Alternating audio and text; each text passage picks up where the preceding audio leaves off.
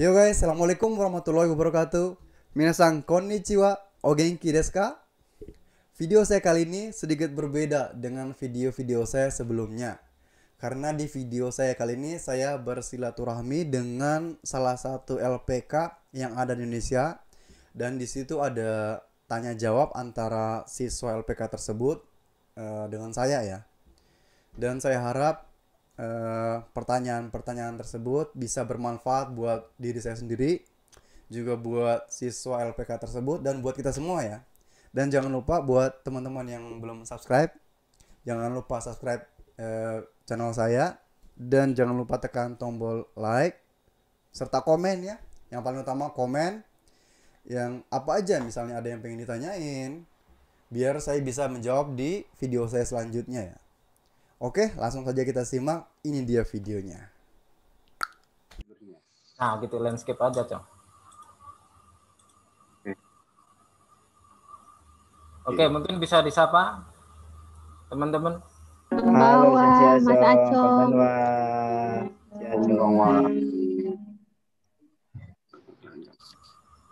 Oke, mungkin sebelumnya Bang Acong bisa perkenalkan diri dulu untuk ke teman-teman, dan ini mungkin jangan pakai bahasa Jepang ya. Nanti takutnya mereka baru belajar soalnya. Jadi kita pakai bahasa Indonesia aja dulu, nanti mungkin jika pertengahan atau akhir kita coba kaiwanya mungkin nanti sama Bang Acong nanti. Dikit-dikit nggak apa-apa, Sensei. Oke, coba saya buka ya. Bismillah. Oke. Minasan konbanwa. Bahwa Konbanwa. Konbanwa. Perkenalkan, saya Jatmiko, tapi biasanya dipanggil Bang Acong. Panggilannya Acong gitu ya. Kalau saya dulu dari IM ya, IM Jepang. Dan apa ya? Di sini saya kalau termasuk magangnya itu udah sekitar 14 tahun ya di Jepang gitu. Itu dulu deh. Mungkin ditanya silakan gitu. Oke, mungkin jika ada pertanyaan untuk Bang Acong, bisa kira-kira perjalanannya atau gimana prosesnya tentang belajar bahasa Jepang atau kebudayaan atau yang lainnya. Mumpung ada narasumber yang mau menyempatkan waktu. Izin bertanya, Sensei. Oke, monggo Made, Mas Made. Sensei. Oke, Made ya. Mana Mas Made? Saya manggilnya apa ini? Sensei, Bapak, apa-apa? Oh, saya.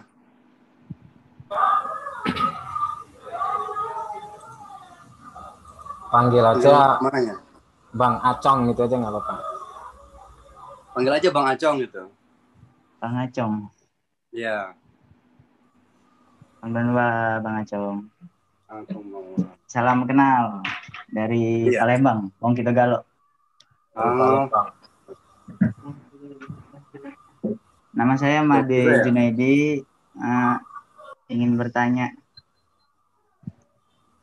Kebetulan kan ini baru awal, mungkin bisa dibilang awal-awal belajar kan. Jadi masih banyak yang perlu, baik itu bimbingan, ilmu segala macam, buat penyemangat intinya.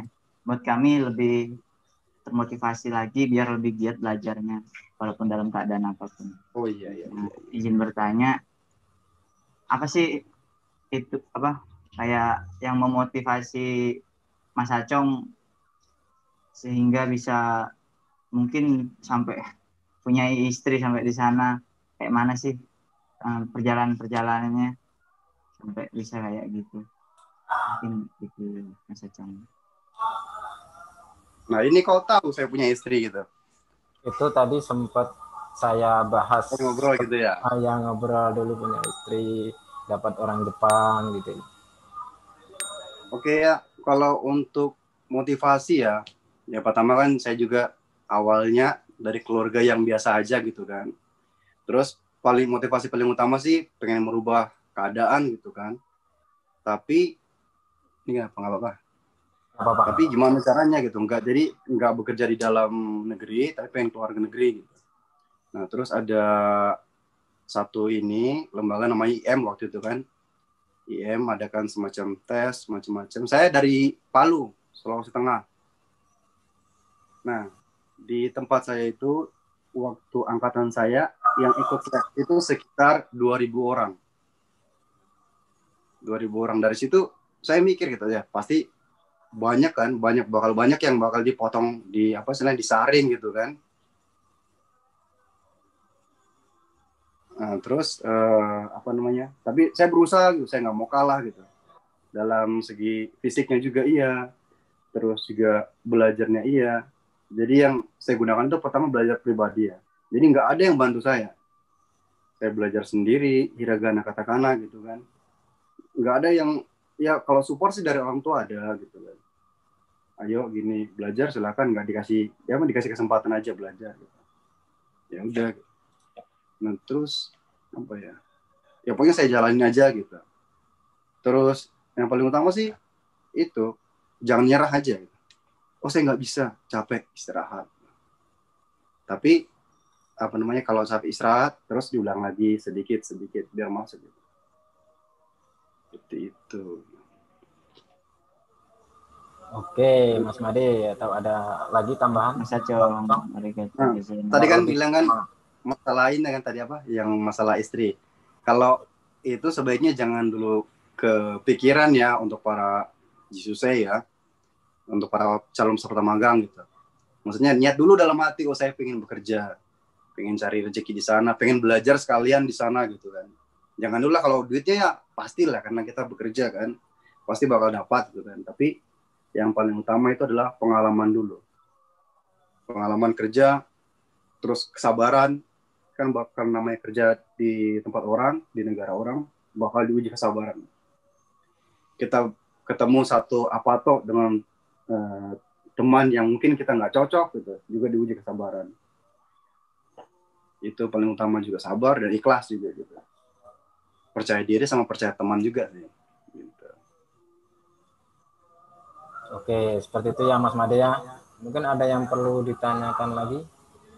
Atau untuk tambahan tadi kata-kata apato itu artinya asrama ya, apartemen. Itu pakai katakana apato. Oke, mungkin yang lain.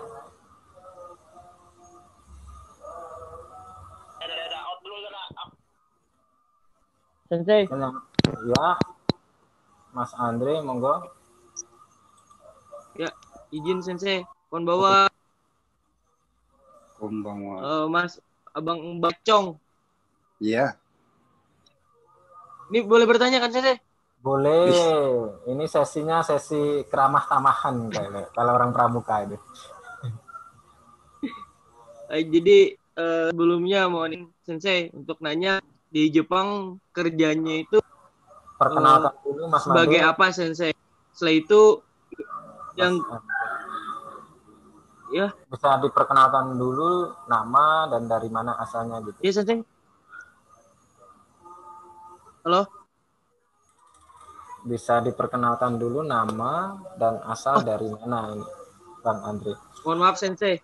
Perkenalkan nama saya Andre MPR Sensei. Saya dari Kalimantan Selatan. Apa kabar di sana? Jadi Sensei mohon izin bertanya saya yang tadi itu. Yang pertama Sensei bekerja sebagai apa di Jepang. Yang kedua lo sukanya mungkin pas banyak ya Sensei ya. Jadi saya nanya dukanya apa Sensei dan bagaimana cara menghadapi dukanya. Itu Sensei. Terima kasih.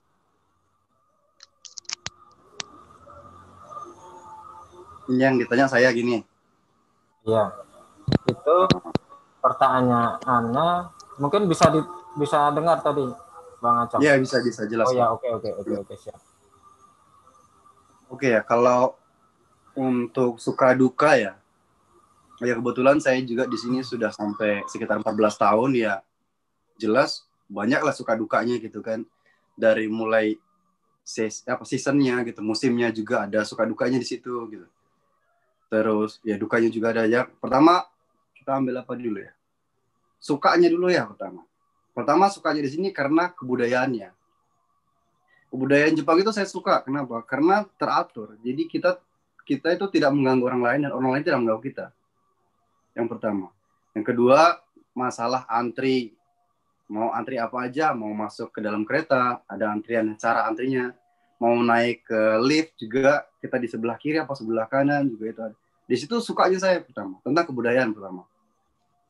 Yang kedua, ya tadi yang tidak mengganggu tadi itu ya. Jadi kalau kita tidak mengganggu orang lain, ya orang lain tidak mengganggu kita. Jadi apapun yang kita kenakan, apapun yang kita pakai gitu, orang lain tidak sampai matanya gimana, ngomongnya gimana gitu. Nah itu yang saya suka gitu. Kan kalau di Indonesia kan suka, ya tau lah di Indonesia gitu kan.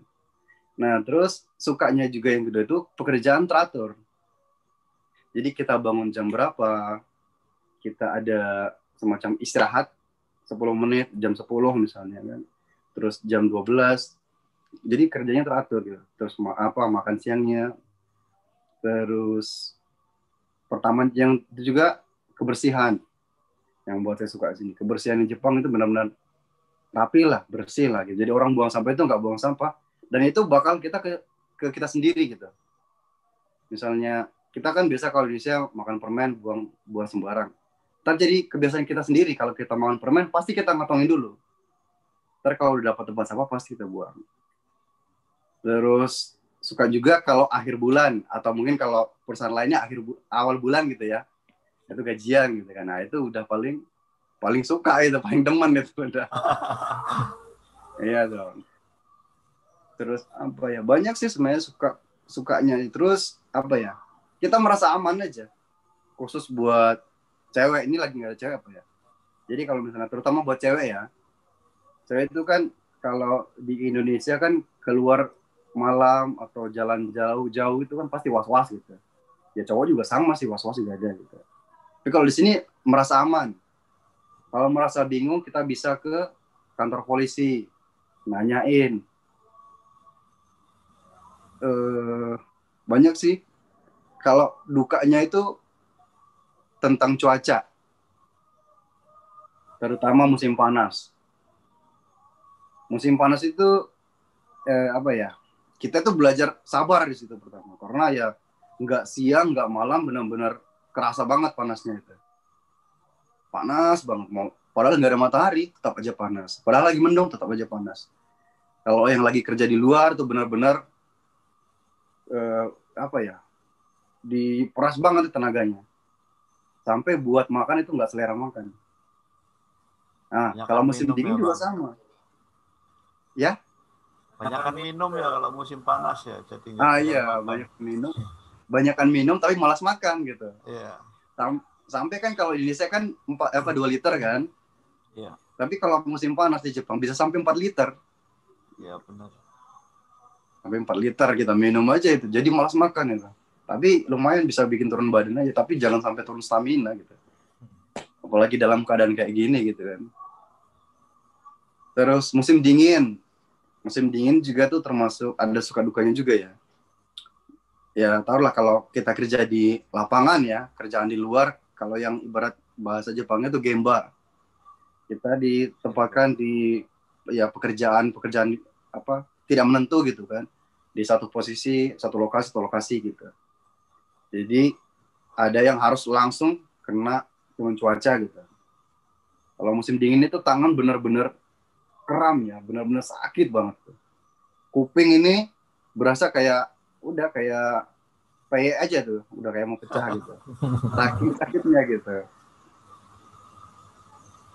Terus apa ya? Kita digenjot untuk disiplin kerjanya juga. Disiplin. Oh kamu harus gini. Jadi kata-kata itu kasar. Tergantung kita yang nerimanya. Kalau kita sakit hati ya kita anggap itu duka. Tapi kalau kita rasa itu cambukan ya kita anggap itu suka gitu. Kenapa? Itu kan kesempatan jadi Jisusai itu kesempatan buat belajar. Belajar dalam arti juga belajar bekerja, juga belajar semuanya, belajar kehidupan, belajar sabar juga gitu kan. Kalau kita ngeyel-ngeyel, kalau kita gedumel, ya itu jadi duka bagi kita sendiri gitu. Gitu. Oke, mungkin itu. Oke, gimana Mas Andre? Sering kerja di perusahaan. Oh, masih ada satu lagi tadi. Sekarang Bang Acang Makasih, itu Sensei. kerja di mana gitu? Ya itu Sensei. Yang pertama. Bagaimana? Oh kerjanya? Ya. Ya. Oh iya ya. Kalau kerja, saya sebenarnya hitungannya pabrik ya. Tempat saya itu pabrik pengolahan sampah. Jadi pekerjaan saya itu langsung apa ya, kayak berhadapan dengan sampah gitu, sampah daur ulang. Jadi kayak ada orang bongkar rumah, terus bongkaran itu ntar dibawa ke tempat kita olah lagi, kita pilah. Namanya kayak recycle gitu. Jadi kayak kayunya dipisah, terus plastik, terus semen gitu kan, kayak bata gitu kan, dipisah. Nah, kebetulan saya bagian pasir, debu, dan itu campuran gitu. Dan kalau seharian saya itu bawa eskavator yang lumayan sih kalau cuman bawa apa, ngangkat apa sekitar apa ya. Pernah lihat forklift nggak ya? Kalau forklift, saya bisa ngangkat forklift begini tuh. Saking gedenya tuh eskavatornya gitu. Gitu. Nah di situ benar-benar ya. Jadi pakai tenaga. Terus kalau yang pakai eskavator juga pakai pikiran gitu kan, kesabaran. Sama kalau musim panas juga itu bawaannya emosi terus gitu. Karena apa? Karena berhadapan dengan debu langsung gitu. Debu udah kayak tempura aja gitu.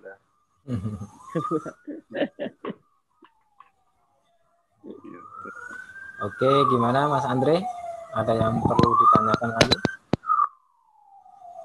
Mungkin itu dulu Sensei buat kesempatan yang lain. Nanti mungkin boleh minta kontaknya Sensei ya. Mungkin bisa nanya-nanya.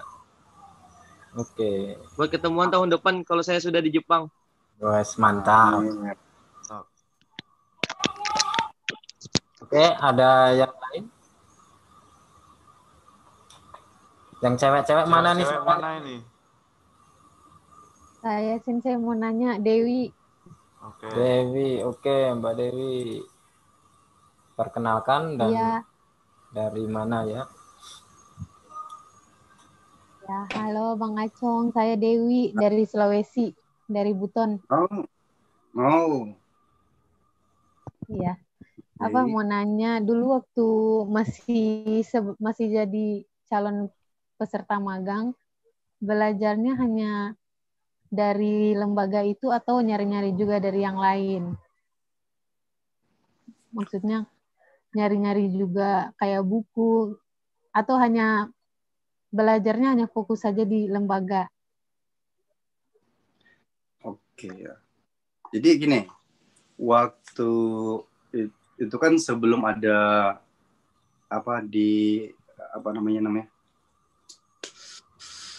sebelum ikut tes, kita ikut pelatihan dulu. Pelatihan kayak semacam kursus privat aja gitu.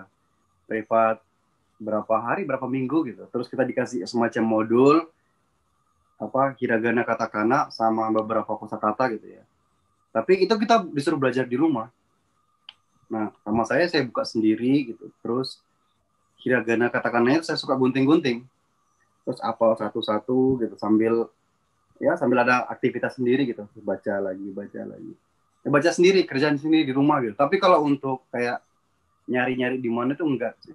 Cuman dapat modul itu aja yang beberapa lembar ya, hiragana, katakana, sama beberapa kosakata gitu. Itu aja belajarnya. Dari Buton ya, kalau saya dari Palu saya. Iya. Oh, iya. Oke, mungkin ada yang ditanyakan lagi Mbak Dewi? Nah, untuk sementara itu saja. Oke. Terima kasih Bang Acong. Ya, sama-sama. Kira-kira ada lagi yang mau ditanyakan? Nggak usah malu-malu. Saya Sensei. Hai.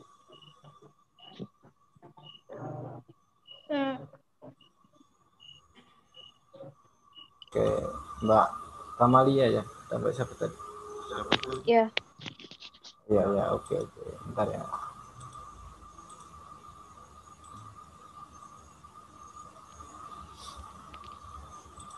Halo, Bang Acong ya? Iya. Atau siapa manggil ya Bang Acong? Sorry, Ya, tadi aku nggak pertama kali aku nggak denger. motivasinya itu pertama kali untuk pilih ke Jepang itu apa sih? Maksudnya kenapa pilihnya Jepang? Kenapa nggak negara lain gitu? Kan banyak kalau kita tahu ya tawaran itu kan banyak bukan hanya negara Jepang aja ya gitu ya. Terus yang kedua sehari-harinya itu di sana bicaranya itu kayak gimana? Karena apa pakai katakana, hiragana, terus atau kanji atau apa yang gampang untuk dimengertinya gitu. Kan setahu saya karena ya memang udah berapa kali saya ke sana itu kayak bahasa sehari-hari sama kerja itu beda ya Bang ya. Saya pernah nah itu makanya saya pernah berkunjung ke temen juga ke tempat kerjanya jadi kayak kok beda ya kayak bicaranya dia tempat kerja sama sehari-harinya dia itu kayak beda gitu. Jadi kayak apa sih kuncinya itu biar enak gitu ngertinya gitu bicaranya terus ya mudah ngertinya itu kayak gimana gitu. Terus kalau misal aduh banyak ya pertanyaannya. Saya lupa, saya lupa. Pelan-pelan. Terus ya udah terakhir kalau misalnya mau kerja itu lebih enaknya itu kayak daerah mana? Kayak Tokyo daerah kota kah atau pedesaan kah gitu? Kayak kotanya kayak Tokyo atau Osaka atau pedesaannya yang daerah pedesaannya gitu. Lebih enaknya di mana gitu. Thank you, makasih. Ya. Aduh tadi pertanyaannya berentetan ya. Banyak ya. Oke. Ya Pak gitu. Mungkin bisa saya simpulkan ya Bang Acong. Itu mungkin yang pertama bahasa yang biasa digunakan di sana itu katakana, hiragana atau kanji seperti itu ya. Dan apa bedanya antara bahasa sehari-hari dan bahasa kerja dan bagaimana cara untuk mempercepat atau kayak kita mengingat bahasa kosakata tersebut gitu loh. Seperti itu yaitu yang mungkin yang pertama itu tadi ya. Iya. Ya saya jawab satu-satu kalau gitu ya. Ya. Pertama kita mungkin di satu kayak di tempat pelatihan kita dikasih kayak modul juga.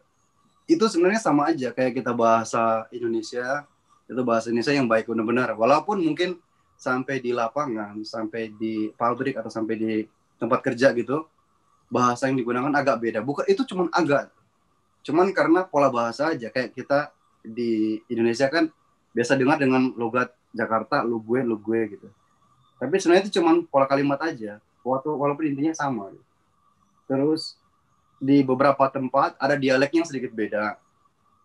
Tapi kalau kita cermati, sebenarnya bahasanya sama gitu. Cuman biasanya kalau pada umumnya, kalau untuk pabrik-pabrik umum, jadi setiap daerah juga ada logat masing-masing. Walaupun misalnya ya, kebetulan saya Saitama. Di Saitama itu sendiri itu ada beberapa dialek masing-masing juga. Nggak langsung sama. Tapi kalau kita gunakan bahasa Indonesia, bahasa Jepang yang biasa gitu, tabemas, nomimas, ikimas itu kalau penggunaan bahasa dasarnya juga mereka juga ngerti gitu, sama aja gitu. Terus ya pasti bakal cepat beradaptasi karena telinga kita bakal kebiasaan mendengar. Terus tadi juga pertanyaannya kenapa saya pilih di Jepang? Kenapa enggak di negara lain kayak di Australia, di Korea atau di mana di Cina gitu kan? Awalnya juga gitu. Ada beberapa referensi ke saya kan pilihan-pilihan. Tapi setelah saya timbang lagi gitu kan, ternyata pertama ya waktu itu ya saat itu hitungannya pendapatan di Jepang lebih tinggi daripada mungkin di Korea gitu, pikir saya. Pada saat saya tanya-tanya gitu ya. Terus lebih teratur di Jepang daripada di Korea gitu, atau di tempat lain gitu ya. Terus untuk tindak kejahatan juga, untuk tingkat keamanan juga lebih aman di Jepang daripada terutama mana ya kayak di Australia atau di mana itu masih agak rawan gitu. Itu yang bikin saya tuh lebih betah di sini. Lebih suka di Jepang gitu. Kalau betah apa ya betah. Apalagi ya sebenarnya. Oke, gimana kira-kira Mbak Kamalia? Daerah yang enak kalau misalnya kerja. Daerah gitu. Sebenarnya sih kalau untuk daerah itu tergantung kita. Maaf sebelumnya Bang. Udah pengalaman kerja di mana aja, kota atau pedesaan atau semuanya udah? Saya pernah kerja di kampung ya, benar kampung, benar bukan kampung sih, artinya pelosok lah, pinggiran kota, yang notabene jauh banget dari, lumayan jauh lah dari Tokyo. Tokyo itu kan pusat kota, pusatnya apa, Jepang. Jepang. Nah, kebetulan saya sekarang pindah di dekat banget sama Tokyo. Jalan kaki aja udah nyampe gitu ibaratnya. Jadi udah Tokyo dekat gitu. Jadi udah pinggirnya Tokyo saya sekarang. Nah, kalau menurut saya ya, suka di mana itu tergantung individu masing-masing gitu ya. Kita lebih suka yang keramaian atau lebih suka yang alam gitu. Kalau lebih suka alam, kampung itu memang lebih baik. Kenapa? Karena semuanya alami gitu. Kayak gunungnya, lautnya, laut gitu. Terus untuk kali. Jadi semuanya bersih banget gitu. Kalau kita lihat cara pertaniannya orang juga beda gitu. Jadi beda banget. Saya juga kebetulan di Palu juga, kebetulan juga kampung juga ya. Bisa lihat perbedaan pertanian di Indonesia sama di Jepang gitu. Bagaimana cara mereka bercocok tanam, bagaimana mereka mengolah tanah gitu. Dan lebih ramah yang di kampung daripada di kota. Tapi kalau bagi yang suka, saya suka jalan-jalan, saya suka keramaian, ya kota lah tempatnya gitu. Cuman kekurangannya, kalau boleh bilang, kalau di kampung kita bisa saving money, jadi nggak begitu boros buat jalan-jalan. Dan kalau di kota, lapar mata bawaannya gitu.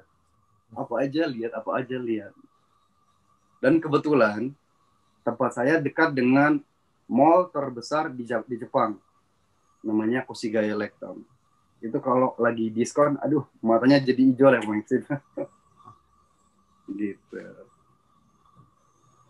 Oke, terima kasih. Mungkin ada yang lain lagi? Intan Naftali mau bertanya. Oke, siapa dulu? Mbak Intan dulu ya. Satu-satu ya. Mbak Intan Naftali. Oke, bentar. Selamat malam Bang Acong. Malam. Saya mau nanya, kan udah bekerja selama 14 tahun. Apakah soalnya yang saya tahu kalau di Jepang itu ada sistem ujian ya. Dan apakah selama 14 tahun itu masih ikut ujian terus? Terus sistem bekerja di sana itu kontrak kah atau jadi karyawan tetap kah? Misalnya kalau kontrak gitu, kita dikasih kebebasan untuk ngelamar ke tempat kerja lain. Atau misalnya masa berakhirnya 3 tahun berakhir, harus pulang, nggak boleh tinggal lagi di Jepang. Gitu. Oke. Yang jelas gini ya, kalau namanya kontrak ya, kita pasti terikat dengan kontrak. Kita tidak bisa pindah perusahaan seenaknya. Kecuali kalau ada pembicaraan khusus dari lembaga itu sendiri gitu. Dari lembaga ngomong ke perusahaan. Kita nggak bisa langsung ngomong ke perusahaan karena kita pasti kan tekan kontrak di lembaga apa gitu kan. Misalnya, kita berangkat lewat lembaga ini, ya kita harus bicara ke situ dulu. Boleh nggak pindah perusahaan? Nah, sedangkan kalau saya kebetulan saya permanen ya. Jadi untuk visa, saya sudah nggak pakai visa, saya nggak perlu visa lagi karena udah permanen. Jadi bebas mau pindah tapi ya itu mah tergantung orangnya. Kalau pindah-pindah itu berarti orangnya nggak bertahan gitu kan.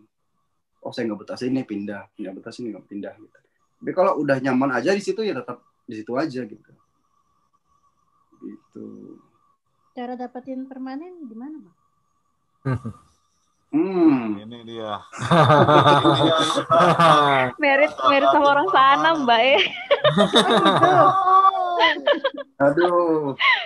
Bingung ya kalau berat ini. Ini pertanyaan ini berat ini. Maksud saya pikir ataukah sampai ujian yang ujian. Oh iya, ujian tadi ya. Iya, apakah soalnya kan banyak teman alumnus juga di sana. Ya mereka tuh ada ujian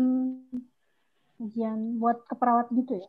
N apa gitu. Nah, kalau untuk itu sih Kalau untuk itu sih nggak ada paksaan ya, mau untuk ikut ujian N berapa, itu tergantung sih. Kalau perawat biasanya ya, pada umumnya perawat tuh suka ngambil kayak gitu. Ya kalau untuk peserta magang juga ada buat masa depannya ya. Siapa tahu ntar pulang ke Indonesia sertifikatnya bisa buat melamar kerja di mana gitu. Nah sedangkan kalau perawat yang saya dengar dia itu untuk dapatkan itu, dia berusaha dapatkan kayak N2 apa kalau N1 sih agak sulit ya. Dia berusaha dapat itu buat apa ya? Buat dia bisa lebih lama lagi tinggal di Jepang. Gitu. Ntar apa juga kalau enggak dia bisa direkomendasikan posisi, dengan itu juga bisa ada kemungkinan bisa lama tinggal di Jepang.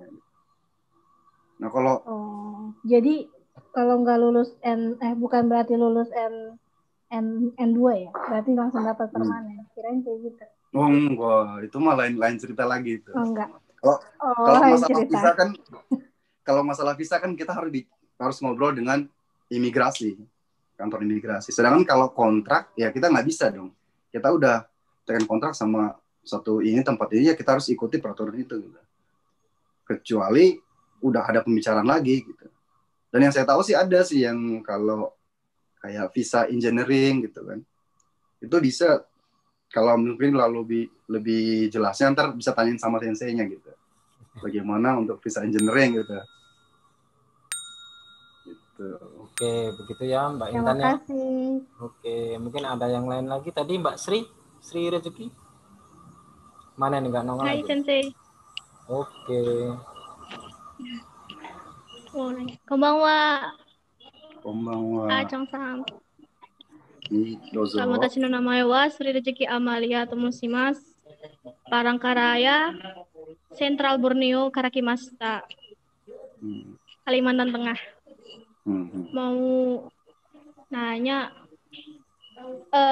kalau di Jepang itu waktu kerjanya itu biasanya dimulai dari kapan ya? Misalnya mungkin dari pagi sampai selesainya itu kira-kira memakan waktu berapa jam gitu. Terus yang kedua, ini sih yang sebenarnya yang saya bingungin tentang provider. Provider itu misalnya kalau di Indonesia kan ada Indosat, ada Telkomsel, ada yang lain-lain. Nah, saya ada baca-baca itu di internet, katanya kalau di Jepang itu nggak seperti itu gitu. Nah, itu misalnya kalau nanti kita misalnya kerja atau magang di Jepang, gimana nanti caranya kita untuk menghubungi sanak keluarga yang ada di Indonesia gitu. Biasanya kita harus gimana gitu providernya, apakah kita harus beli provider yang di sana atau gimana gitu. Mungkin kayak gitu aja Acong-san. Mungkin bisa dijawab. Oke, terima kasih ya pertanyaannya. Kalau untuk jam kerja, Waalaikumsalam. Kalau untuk jam kerja itu biasanya ya pada umumnya itu 8 jam kerja. Jadi ada yang biasa namanya shift siang, ada yang shift malam. Kita ambil shift biasa ya normal ya. Yang normal itu 8 jam kerja, yaitu rata-rata itu mulai dari jam 8 pagi. Jam 8 pagi sampai jam 12 siang, terus istirahat. Tapi di tengah-tengahnya itu biasanya ada jam, jadi jam 10 biasanya yang istirahat 10 menit. Terus masuk lagi jam 1, ntar pulang jam 5. Jam 3-nya biasanya istirahat 10 menit. Tapi tergantung perusahaannya. Pokoknya intinya itu jam kerja itu 8 jam kerja. Dan 40 jam dalam sebulan ya. Kalau nggak salah 40 jam dalam sebulan. Gitu. Jadi biasanya ada beberapa perusahaan yang dalam 2 minggu sekali Sabtunya libur. Enggak setiap Sabtu pasti libur, enggak gitu. 2 minggu sekali libur. Atau udah ada jadwal dari perusahaan itu sendiri. Jadi perusahaan punya kalender sendiri, enggak sama dengan kalender umum. Ya yang jelas walaupun malam juga sama gitu. Misalnya masuknya jam 8 malam, pulangnya juga jam 5 pagi gitu. Seperti itu. Terus untuk provider. Kalau di sini kalau menurut saya lebih praktis providernya Jepang daripada Indonesia dan lebih murah lagi punyanya Jepang daripada Indonesia. Misalnya gini, saya kemarin ngambil itu ada nama satu provider namanya SoftBank. Dia punya pakai satu chip aja gitu ya. Chipnya itu buat 6 bulan. Saya bayarnya itu kalau dirupiahkan sekitar 2 juta ya. 2 juta itu buat 6 bulan dan pemakaiannya 1 bulan itu 100 giga. 100 giga. Provider lain juga ada gitu. Ada yang sebulan cuma bayar 2.000 yen. 2.000 yen sekitar 200.000. Nah, itu kalau untuk kartu data ya. Kalau untuk kartu telepon tergantung providernya juga, kan ngambil sekalian HP-nya biasanya. Jadi biasanya suka ngambil dengan HP-nya, dengan paket datanya, ya dengan sekalian internet gitu. Jadi sekalian teleponnya udah satu set gitu, satu paket gitu. Tapi lebih murah di sini. Mentok-mentoknya pun misalnya ya, saya nggak pengen ngambil internet, saya nggak pengen ngambil nomor telepon biar nggak bayar tagihan. Tinggal main aja ke mana swalayan gitu, ke Sevel misalnya, atau ke ini dapat wifi nggak bisa dapat gitu. Atau rata-rata perusahaan biasanya suka nyediain gitu. Jadi di mesnya para peserta magang itu udah disediain buat kayak internet, kayak mungkin telepon juga gitu. Oke, seperti itu ya. Mahal hanya untuk wisata doang ya, Bang Econg? Gimana? Mahal providernya hanya untuk wisata doang ya? Oh, kalau wisata? Maksudnya? Iya, kalau lagi liburan. Kalau liburan roaming iya. aja. Ada juga kok, enggak. Ada yang cuma seminggu. Seminggu juga ada yang paket 7 hari, paket 10 hari juga ada. Itu lebih murah daripada itu. Itu saya ngambil yang mahal, yang enggak mahal, yang 100 giga loh per bulan. Kan rata-rata enggak ada pemakaian seperti itu ya. 50 giga per bulan banyak. Boleh kasih tahu Bang Acong, ntar kalau saya ke sana siapa tahu rekomen providernya apa. Oh, Oke. boleh. Ya. Nanti bisa minta CP-nya Bang Acong ya nanti ya. Oh, boleh. Dan untuk Mbak Sri Rezeki tadi agak sedikit ralat ya Bang Acong ya. Untuk yang kerja tadi 40 jam itu per minggu ya. Bukan per bulan ya. Oke ya. Oh iya. Oke, seperti itu ya. Oke, mungkin ada yang lain yang perlu Arigato ditanyakan? sensei, arigato. Yang lain coba.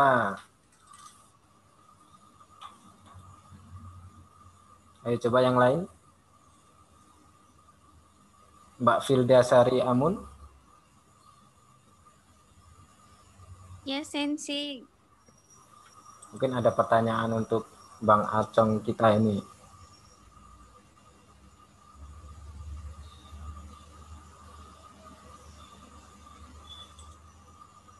Atau yang lainnya? Mas Heru mana ini Mas Heru? Biasanya Mas Heru ada ini. Padaku. Mas Heru.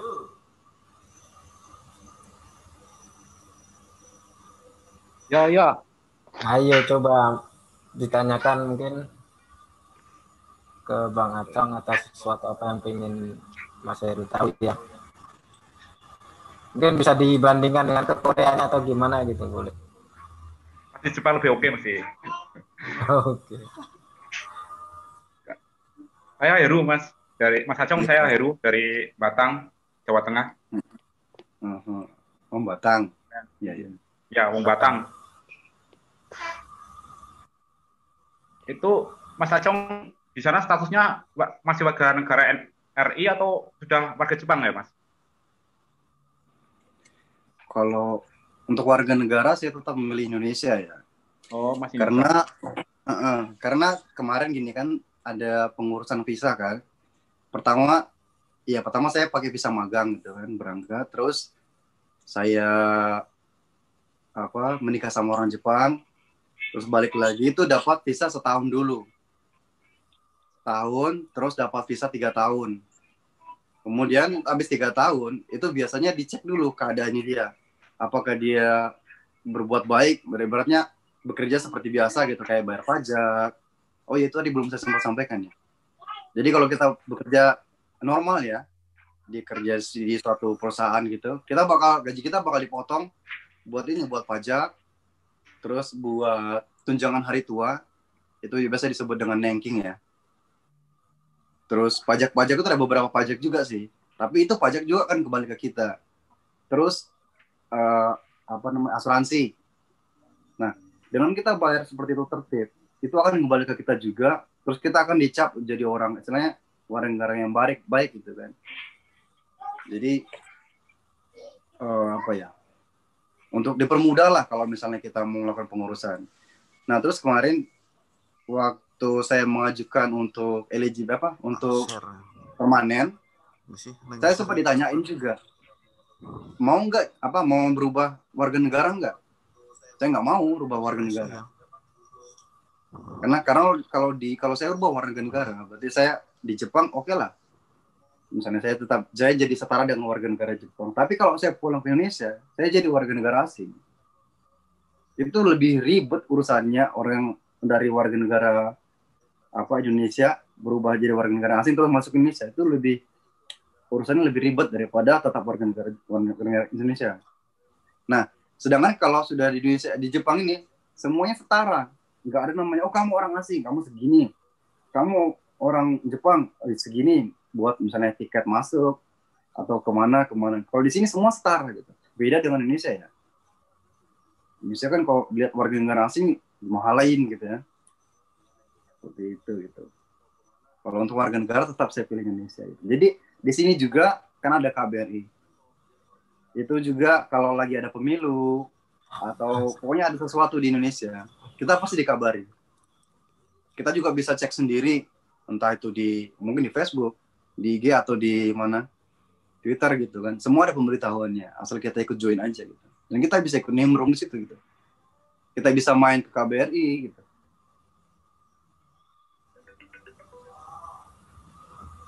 Oh, lagi ada. Telepon kali. Maaf.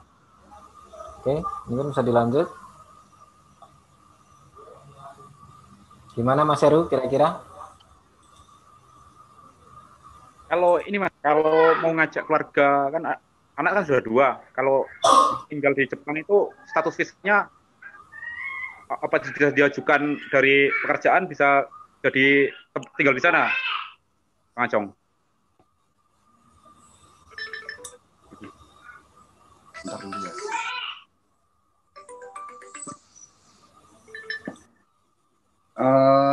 Kalau itu sih tergantung visanya ya. Kalau visanya itu adalah visa magang biasa, kayaknya sulit buat mengajak orang tua gitu, mengajak keluarga ke orang tua istri atau mungkin keluarga lah ke Jepang gitu, agak sulit. Kalau visanya itu visa engineering, mungkin bisa gitu. Engineering bisa gitu, bisa ngajakin keluarga, bisa tinggal di situ juga. Harus menikah sana ya, biar enak ya. Menikahi orang Jepang ya. Arab Mindo Mas Heru. Janganlah, mending ini ya, cinta produk Indonesia aja. Soalnya ada suka dukanya juga ya nikah sama orang Jepang gitu ya. Jadi bentar lah, kalau misalnya itu mungkin cerita pribadi aja gitu. Sambil ngopi. Mungkin ada yang lain lagi yang perlu ditanyakan.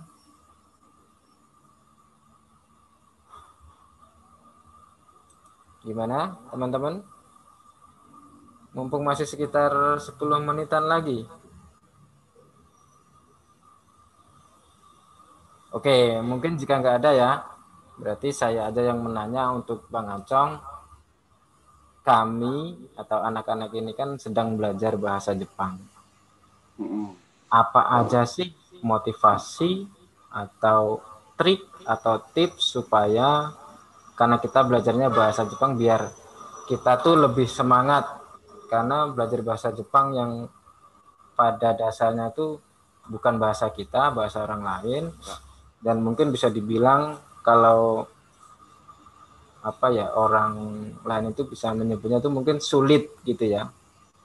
Nah, itu kira-kira trik, tips, motivasi itu seperti apa biar kami atau anak-anak itu lebih semangat gitu untuk belajar bahasa Jepang. Pertama ya, bagi saya belajar bahasa Jepang itu lebih mudah daripada belajar bahasa Inggris. Kenapa saya bilang kayak gitu? Karena apa yang tertulis itu sama dengan apa yang kita ucapkan. Misalnya ada yang bilang meja, meja kan bahasa Jepangnya sukue gitu kan. Tulisannya juga sukue gitu. Tulisannya sukue dibaca sukue. Jadi apa yang mereka sebutkan kita bisa nulis dengan sama gitu. Beda dengan kalau bahasa Inggris kan, kalau dibilang pasti table gitu. Tulisannya tablet tulisannya. Nah beda gitu. Jadi kita harus mereka-reka tulisannya seperti apa, cara ini pronounce-nya bagaimana gitu. Nah itu jadi membuat kita tuh lebih mudah untuk mencerna. Walaupun dengan dialek beda-beda gitu. Tetap kita bisa pahami. Jadi menurut saya bahasa Jepang lebih mudah dipahami karena apa yang kita dengar itu yang kita bisa langsung cari mungkin. Oh saya ngerti tadi ngomong apa gitu. Bisa langsung kita mengerti gitu. Terus untuk tipsnya yang pertama tadi itu ya, jangan nyerah ya. Apalagi dari untuk zaman sekarang lebih mudah belajar di zaman sekarang ini daripada di zaman saya ya. Saya kan kebetulan berangkatnya ke Jepang itu dari 2006 sekitar bulan 2. Waktu zaman itu untuk internet terus HP kayak gini itu internetan susah lah, nggak sulit gitu kan. Nah itu kita kebanyakan pakai manual, pakai buku, pakai kertas, masukin ke saku. Tapi menurut saya cara itu lebih efektif daripada kita mesti pakai HP gitu. Karena pakai HP gitu biasanya kita lebih lebih gampang lah. Jadi kita lebih terbuai gitu. Sedangkan kalau kita pakai manual bisa lebih rajin untuk belajarnya gitu. Ya, terus jangan diporsir kalau belajar. Belajar satu hari misalnya 5 kata. Terus minta bantuan sama adik apa kakak gitu. Minta dia yang bacakan, tanyakan, dia lihat artinya gitu. Jadi itu bisa lebih mudah gitu bagi kita. Terus diotakin kita itu jangan kalau misalnya gaji kita kalau kita namanya bekerja pasti dapat gaji gitu kan. Nah, yang kita utamakan saya ingin dapat pengalaman hidup, pengalaman bekerja gitu. Oh, saya pengen hidup di Jepang itu seperti apa gitu. Saya pengen juga jelajahi Jepang bagaimana rasanya gitu. Pengen lewati 4 musim kayak gimana. Jadi itu jadi motivasi sendiri. Sama saya juga kayak gitu. Kalau saya pengen main ski gitu. Saya pengen bisa main ski. Gitu. Bagaimana caranya gitu. Ya udah. Ya mau nggak mau ya mesti ke Jepang. Ya tempat lain juga ada gitu kayak ke Swiss atau mana gitu. Gitu. Banyaklah untuk motivasi di Jepang gitu kan kita bisa jadikan motivasi gitu. Jadi untuk gaji untuk uang itu kita kesampingan aja dulu. Yang paling utama itu adalah pengalaman hidupnya. Itu paling utama. Oke, seperti itu ya. Mungkin masih ada karena ini kayaknya spesial tapi yang bertanya kok kurang greget pada semuanya. Mungkin ada yang perlu ditanyakan lagi? Oh ya ini saya sambil minum ya soal musim panas ini bawaannya aus banget. Enggak dokumentasi di Jepang di sini. Oh. Cong, kira-kira bisa share screen nggak dokumentasi? Oh gini aja, daripada share dokumentasi, sekalian saya mewakili ya. Nanti jika kalian mau melihat kegiatan Bang Acong, itu kalian bisa cek di channelnya ya Bang Acong ya. Oh iya. Itu ya. Kebetulan saya ini YouTuber gitu kan. Jadi suka liput pertama kegiatan sehari-hari, vlogger juga ya. Terus suka liput juga kayak tempat-tempat rekreasi di Jepang, beberapa lokasi-lokasi yang suka dikunjungin sama orang-orang gitu kan. Jadi yang penasaran pengen lihat ya silakan aja datang ke channel saya. Channel saya tuh namanya Acong Japan. ACHONK Japan. Ini tulisannya kayak gini nih. Siap. Balik kayaknya. Bentar. Kebetulan saya pakai bajunya nih.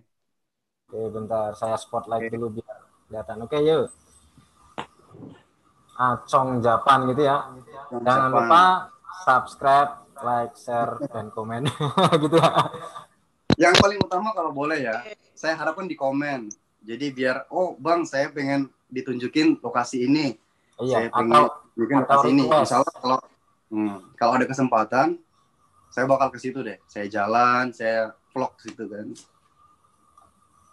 Gitu. Oke, itu ya mungkin awal kontak untuk ke Bang Acong itu ya mungkin ke YouTube-nya. Mungkin ada yang untuk kontak lain bisa ditanyakan lagi mungkin via jangan via komen atau via mana ya?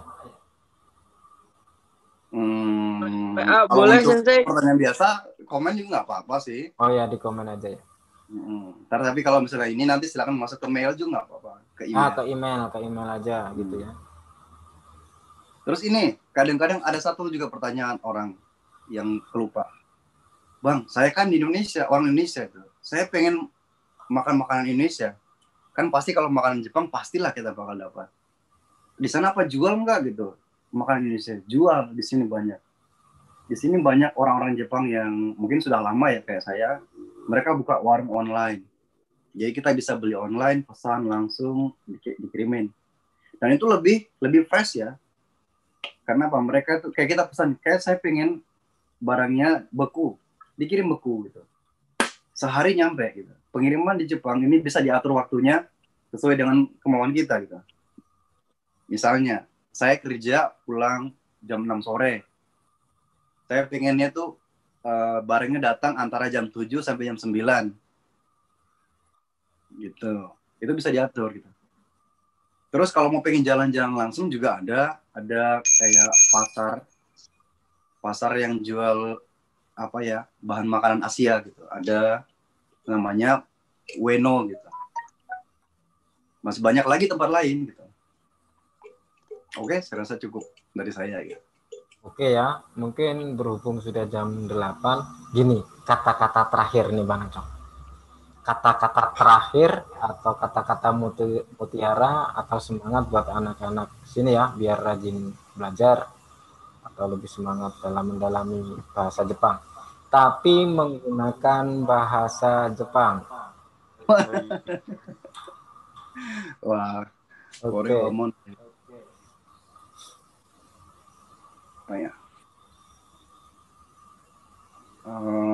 Oke, pakai bahasa Jepang aja ya, langsung ya. Gitu ya. Iya.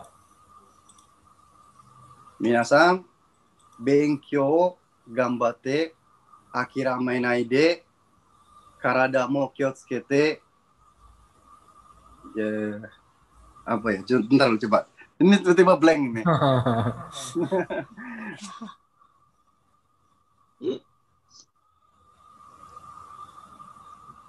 Biasa ngobrol biasanya aja. Oke. Ya.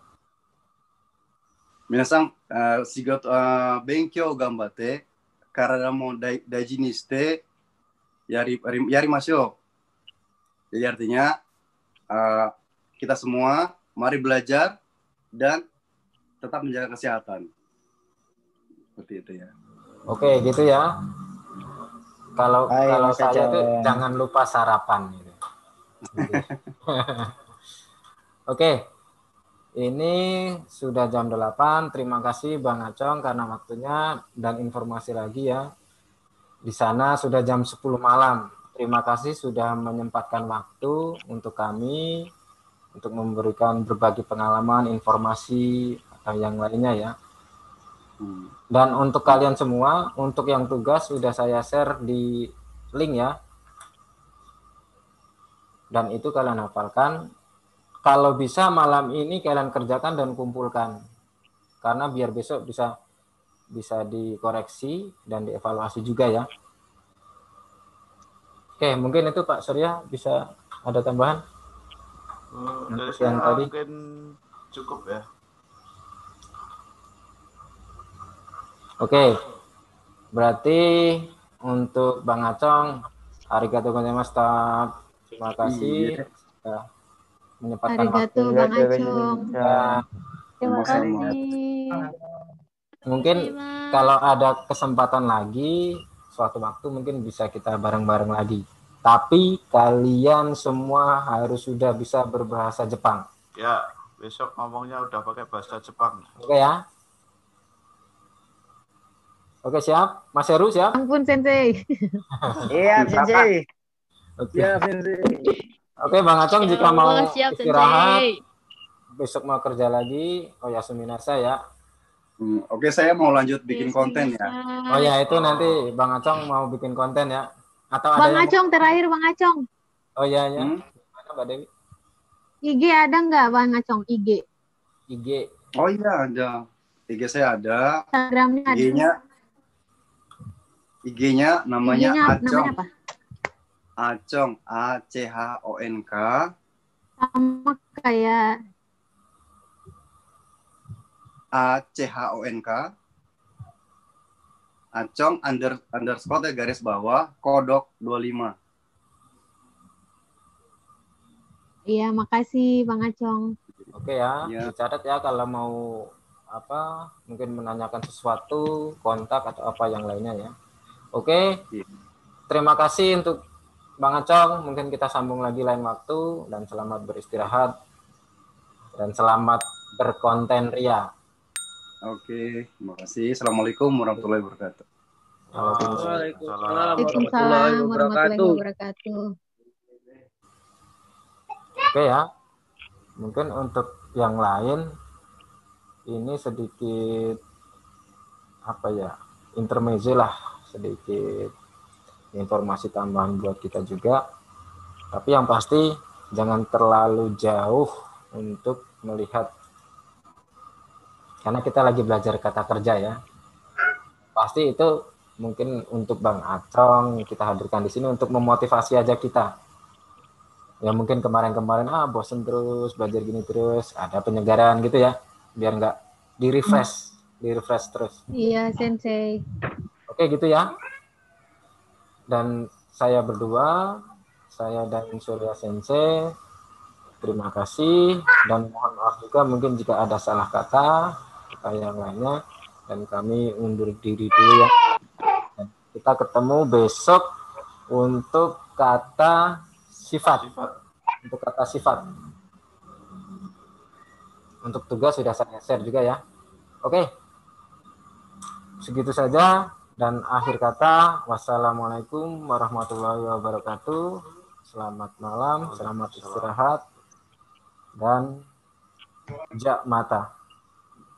Hai, mata asta Waalaikumsalam warahmatullahi wabarakatuh. Oke, bye-bye. Terima kasih Mas Sensei.